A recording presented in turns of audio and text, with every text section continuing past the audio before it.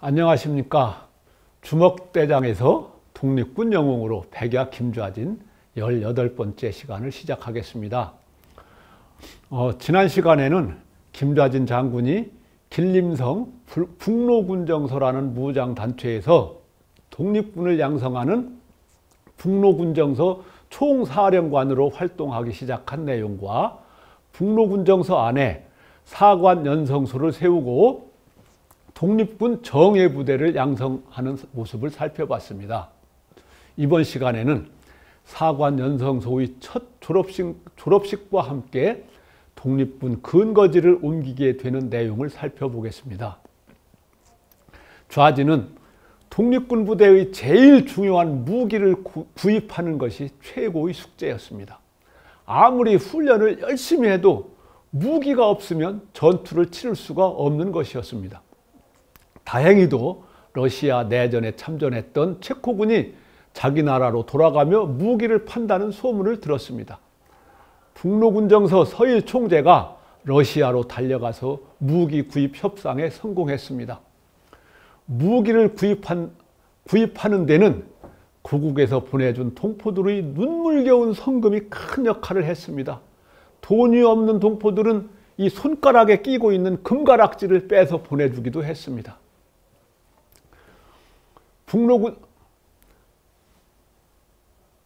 무기를 러시아에서 중국까지 옮겨오는 것도 큰 문제였습니다.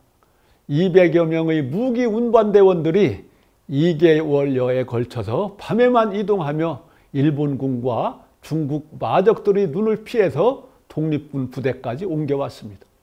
이제 북로군정서는 북만주 최강의 무장 독립군 부대가 된 것입니다. 그 중심에 북로군정서 총사령관과 사관연성소 소장을 겸한 김좌진 장군이 있었습니다. 사관연성소 첫 졸업식은 무기가 도착하고 며칠 후인 1920년 9월 9일에 거행되었습니다. 온갖 어려움을 이겨내고 키워낸 최강의 독립군 생도들이 졸업하는 날이었습니다. 사관연성소 생도들은 축제 분위기 속에서 졸업식을 진행했습니다. 하지만 졸업식을 바라보는 이 좌진의 마음은 찢어질 것만 같았습니다. 이제 다음부터는 이 자리에서 졸업식을 더 이상은 거행할 수가 없었기 때문입니다. 내일 당장 독립군의 근거지를 옮겨야 하는 속사정을 졸업생들은 모르고 있었습니다. 북로군정서가 근거지를 옮겨야 하는 속사정은 무엇이었을까요? 시간은 대략 서너 달쯤 거슬러 올라갑니다. 1920년 6월 4일 만주 봉오동 전투에서 홍범도 장군의 독립군 부대가 일본 정규군을 대패시켰습니다. 봉오동은 두만강을 건너서 중국 쪽으로 40여리 거리에 위치해 있습니다. 홍범도 장군은 이곳 골짜기로 일본군을 유인하여 기습작전으로 일본군 157명을 섬멸시켰습니다. 봉오동 전투는 독립군 부대가 일본 정규군을 처음으로 대패시킨 전투였습니다. 봉오동 전투에서 패한 일본은 수단 방법을 가리지 않았습니다. 일제는 만주 지역의 독립군 부대를 쫓아내기 위한 음흉한 계략을 꾸몄습니다. 일제는 마적단을 매수하여 훈춘에 있는 자기네 일본 영사관을 습격하여 자기들 국민인 일본인들 여러 명을 죽이게 했습니다. 이를 역사에서는 훈춘 사건이라고 부릅니다. 일제는 조선인이 범인이라고 우기면서 중국 측에 독립군을 내쫓으라고 강요했습니다. 중국은 이 핑계 저 핑계를 대며 일제의 요구에 응하지 않았습니다. 하지만 힘이 약한 중국은 일제의 요구를 마냥 회피할 수만은 없었습니다. 대신 우리 독립군들에게 근거지를 옮겨달라고 요구했습니다. 남의 땅 중국에서 독립운동을 하는 우리 독립군들은 주인의 요구를 거절할 수가 없었습니다.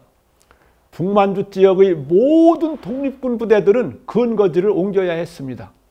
좌진이 이끄는 북로군정서도 역시 근거지를 옮겨야 했습니다. 참으로 나라 없는 서름을 또 한 번 절실하게 느끼는 순간이었습니다. 좌지는 사관 연성소의 졸업식이 끝나자마자 부대를 옮겨야 했습니다. 피눈물을 흘리며 부대를 백두산 쪽으로 옮기기 시작했습니다. 좌진의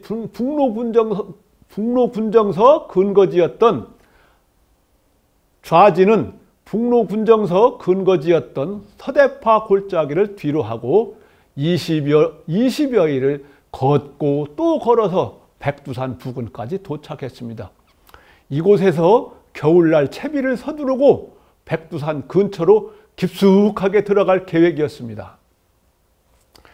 10월 19일에 백두산 근처인 청산골에 도착했습니다.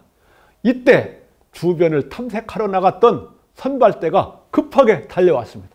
사령관님, 일본군 200여 명이 20여리 떨어진 평양촌 주변에 주둔하고 있습니다. 그래? 좌진의 북로군정서군을 일본군이 바짝 뒤쫓고 있었던 것입니다. 좌진은 일본군과 일전을 치를 때가 다가왔음을 직감적으로 느꼈습니다. 이놈들 두고 보자!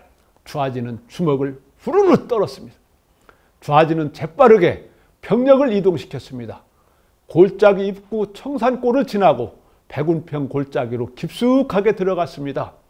이곳은 골짜기 입구부터 외길 뿐이었습니다. 한 번 들어가면 나갈 길이라고는 다시 들어온 길밖에는 없는 곳입니다.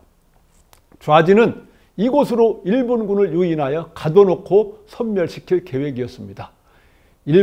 일본군과 일전을 치를 북로군정서군은 사관 연성소 출신의 최정예 부대였습니다. 좌진은 부대를 둘로 나누었습니다. 제1대는 적과 정면으로 맞닥뜨리게 될 직소택 폭포 산기슭에 배치했습니다. 제1대는 좌진이 직접 지휘했습니다. 제2대는 계곡이 내려다 보이는 절벽에 배치했습니다. 제2대의 지휘는 이범석에게 맡겼습니다. 각 부대들을 또다시 요소에 배치했습니다. 이로써 그물망처럼 촘촘하게 부대 배치를 완료했습니다.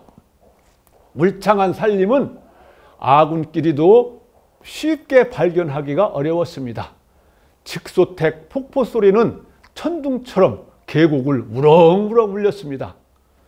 1920년 10월 20일 북로군정서군이 매복하고 있는 백운평 골짜기의 밤은 긴장감이 팽팽하게 감돌았습니다.